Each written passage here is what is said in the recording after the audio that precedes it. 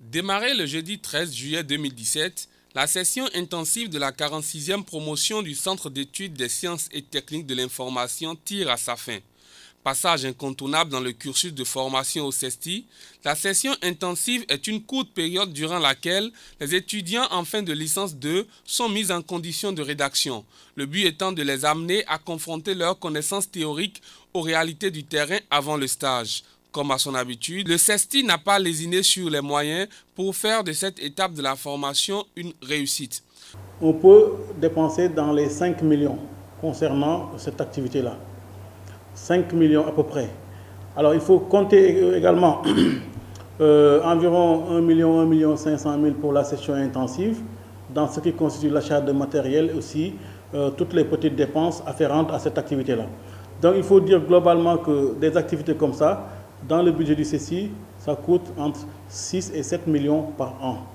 Aussi, les petits plats ont été mis dans les grands au niveau du service technique. Sur le plan technique, on peut dire que tout est bien passé, tout s'est bien passé normalement, avec le changement de décor dans le studio, avec l'achat de nouveaux équipements, avec la régie nouvelle qui est là.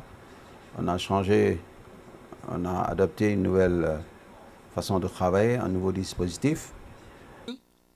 Au-delà de l'expérience professionnelle, la session intensive est pour les étudiants une occasion de cultiver l'esprit d'équipe. Mais seul ou en groupe, l'inspiration n'est pas toujours au rendez-vous.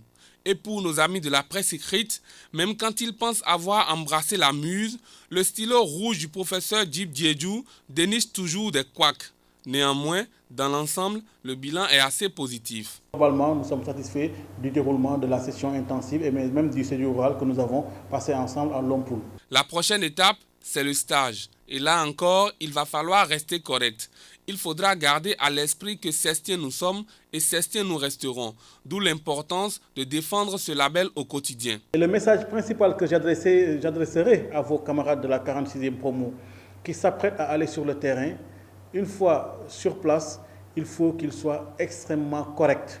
Il faut qu'ils représentent bien le CESTI au niveau du port vestimentaire, au niveau de la tenue dans tous les cas, et également au niveau du respect du travail et de l'engagement que ces gens-là doivent avoir dans la dynamique. Tout est donc bien qui finit bien, mais comme le dit l'adage, tant qu'il reste à faire, rien n'est encore fait. Même si cette fois-ci, dans l'ensemble, c'était tout simplement bon.